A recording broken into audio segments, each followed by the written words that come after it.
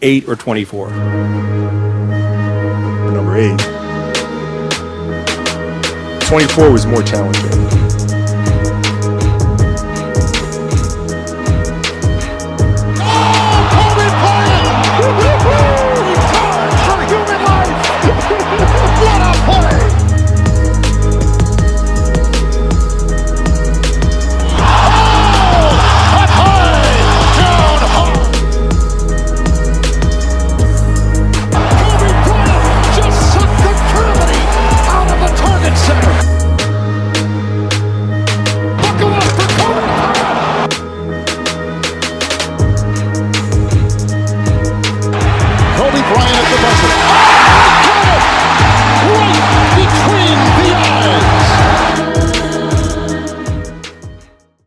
It's Monday, so that means 3 things. 1, I'm not in the MCM. 2, it's a Mamba Monday. And 3, it's time for the 24 podcast. How you guys doing? I'm your host, the product of Positive Environment, the Paul Chuck Paul.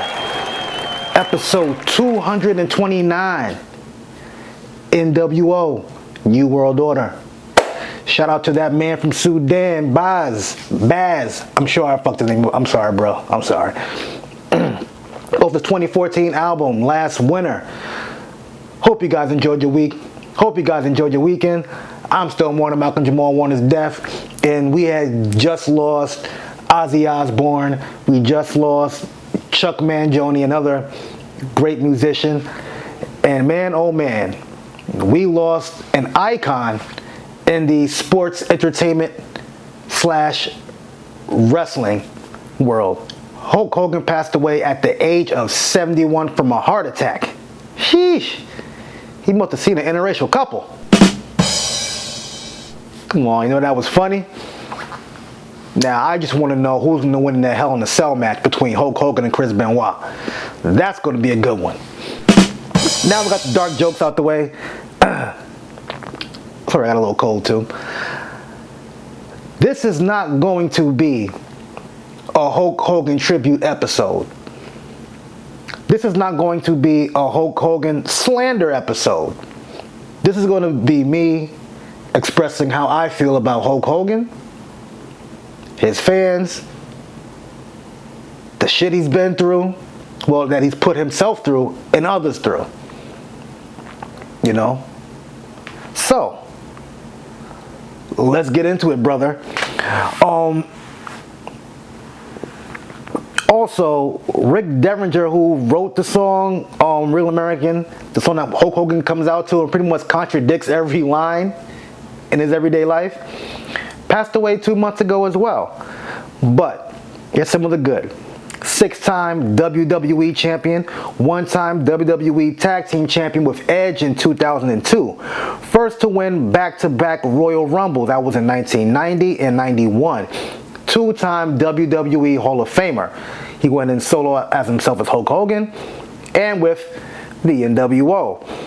He joined WCW in 94 and that began the Monday Night Wars. He went on to become a 6-time WCW champion. Later on, he went to join TNA. No championships there, but ended up coming back to WWE. Now, we all know Hogan ain't no saint. He had some real life heat with Macho Man. There's that story about Hulk calling police on him in the airport.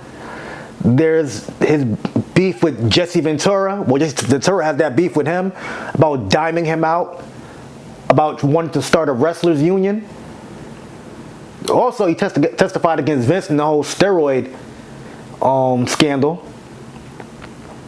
Oh, of course, the Bubba the Love Sponge incident where he slept with his best friend's wife and made a sex tape with his best friend's wife. Yeah. There's also when he started doing his Real American Beer last year, he hired this woman who happened to be black to run his promo. And after the first day, he got rid of her and said that they're going a different direction, that they're canceling the tour. And then she ended up seeing him doing his beer run tour with white girls. Interesting. Let's not forget about what he said about Kamala on this beer tour.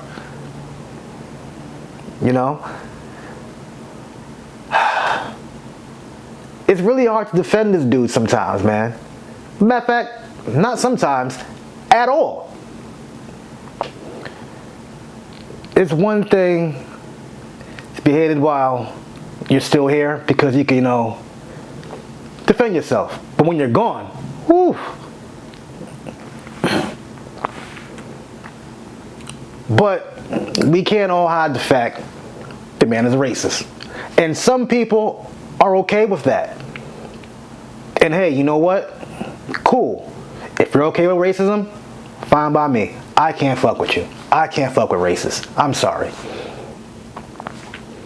Like, I was on Facebook and I came across a comment in this wrestling group that I'm in. And the person says this: he wasn't a racist. Dads go crazy, especially with an only girl, and we don't know the full story. Don't be so quick to judge. I said, Hulk literally said he was a racist, twice. Then this Mexican woman says, who care? We are all racist. Some just speak it out loud, okay? Bye. I said, speak for yourself, say your prayers, enjoy your weekend. Just funny to me that the United States was going crazy over Mexicans being snatched up by ICE and sent back to their country and calling it racism and racist how they're targeting them. So I guess that was okay, huh? See, you won't ever have me stand in solidarity with Mexicans ever again. Well, I wasn't in the first place, but yeah. This is the warped up mind some people have. Oh, we're all racist. It's cool. What? Are you serious? And for those who forgot about the racist tirade that Hogan went on, hell, I'll play it for you right now.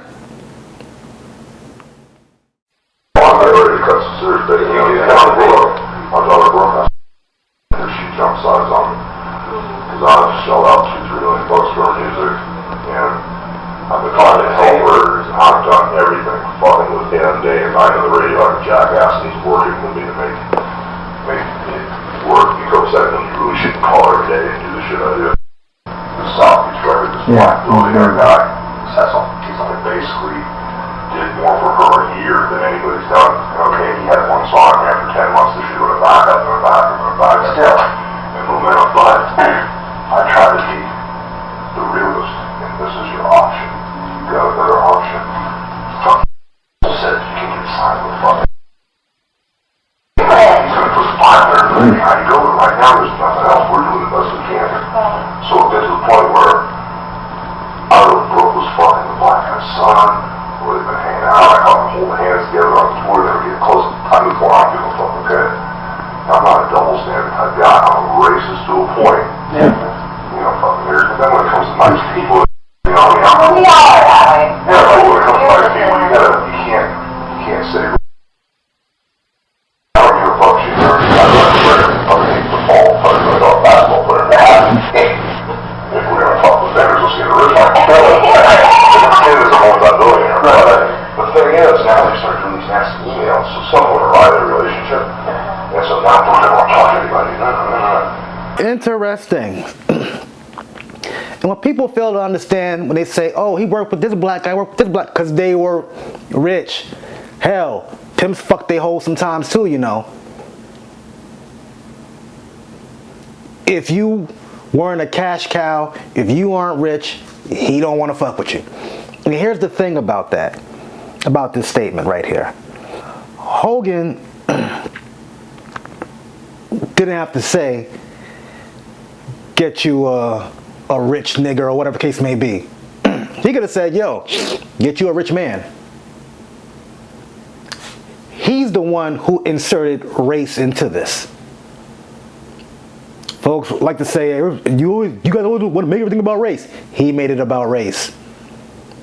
He could have said, look, I want my daughter with somebody rich or someone successful. He said, no. If she's gonna date a black person, well, date a nigger, he might as well be rich. There's no going around that. You know what I'm saying? And you see that play out later on when Hogan got booed earlier this year on the premiere of Netflix. I've had all kind of tag team partners over the years, but you, the fans, have been my greatest tag team partner because you guys have stuck with me through thick and thin, dudes. Yeah. Nobody likes racists. I'm sorry. Black wrestlers and people who feel like they owe Hogan, like, oh, we wouldn't be here for you. No. Vince would have found another blonde, brolic dude on Venice Beach and paraded him around the ring. I'm sorry. Wrestling was around before Hogan, and trust me, it's going to be around after him, brother. Even Mark Henry tried to help Hogan. I'll let him say it. You surprised to see the Hulkster, one of the greatest, if not the greatest of all time, get booed a little bit in Los Angeles? I mean, that's arguable. Anytime that you consider the Mount Rushmore in the top 10 of wrestling all time, Hogan is always going to be in that top 10. But right now, with the social climate and the things that he said and done and his lack of effort to try to fix it, people are going to come down on him. I never had an issue with him before I heard all of the stuff. And even then, I believe in giving second chances. Anybody that knows me knows that I'm a fix-it person. I'm not going to dwell on the negative. I'm not going to talk about the past. We're going forward. And he never wanted to go forward and fix it. So, that's what happens when you think that everything is going to go away. It's not going to go away. We've talked in the past about that and his history. Have you ever talked to him about it, or no? He's just kind of let it go away. No, he thinks it's going to go away. That it's not going to be that dark cloud over his career. I have not said, I offered to say, hey, let's do a tour of the black colleges, law schools, and explain what happened. He didn't want to do that. Interesting. And then later on, Mark Henry was DJing in the UK, I believe sometime this year. And this is how he opened his DJ set.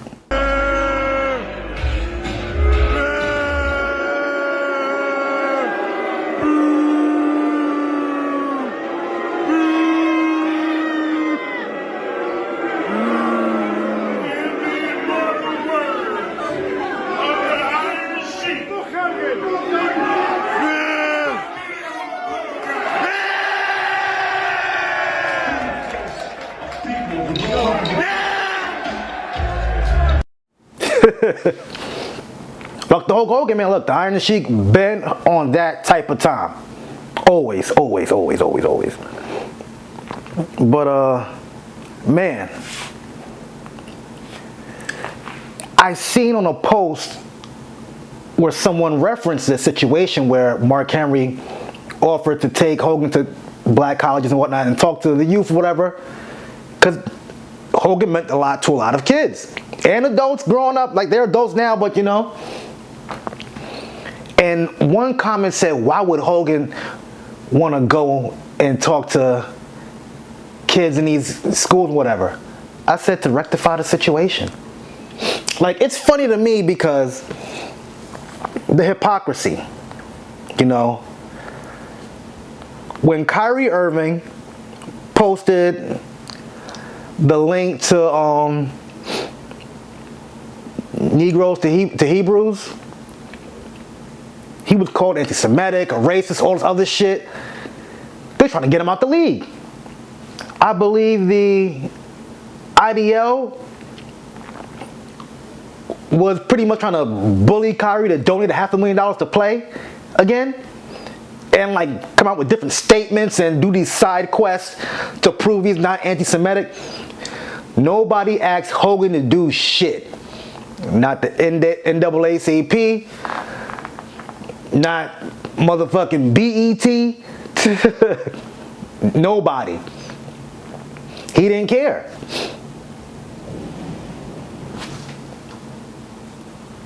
Think about it. The dude hurt so many folks, but he's like, fuck it, I'm Hogan. And also what's crazy to me, I see a lot of the black people were saying, oh, it's Hogan, but still, I still fuck with him. And some folks saying, nah, fuck him, he's racist. Some of you folks who had smoked for Stephen A. for calling out other black folks, for championing O.J. Simpson after he passed, y'all weird as fuck. Because O.J. didn't fuck with black people either. Just like Hulk Hogan. But I'm not going to put Hogan in the same category as O.J. as far as, O.J. allegedly killed somebody. But him and Kyrie, spot on. A lot of y'all motherfuckers were acting like Kyrie was running around saying, calling Jews kikes and whatnot. Yes, that's a Jewish slur. I didn't even know that until like a year or two ago. But you have Hogan saying it on numerous occasions, calling black folks niggas,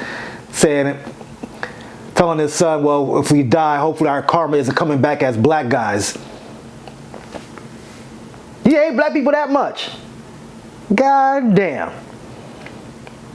But look, I'm not losing sleep over Hogan dying, you know what I'm saying? Look, I don't wish death on nobody who never committed a murder or rape or harm women and children or any living being, you know? He fucked up and he should have handled this shit a lot better. Look, that was the perfect time. What Mark Henry said, that would have been perfect for him to do. You know what I'm saying? Like, hey, like I said earlier, I can't rock with racists. I'm also not going to go out of my way to shit on Hogan. I mean, hey, it is what it is. He died 10 years later after that audio leaked out. You talk about karma. My goodness. And like I said, man, like, WWE was around before Hogan and it'll be around before. All this talk about, oh, this and that person wouldn't be here if it wasn't for Hogan. Stop it. He got his whole look from superstar Billy Graham. You know what I'm saying? Hell, and Hogan ruined WCW too when he didn't want to drop the title to Jeff Jarrett so Jeff Jarrett could drop it to Booker T. He didn't want to drop it to Booker T. He wanted to retain and drop it to somebody else later. And then sue WCW. Yeah. So yeah, man. Rest in peace to Hulk Hogan.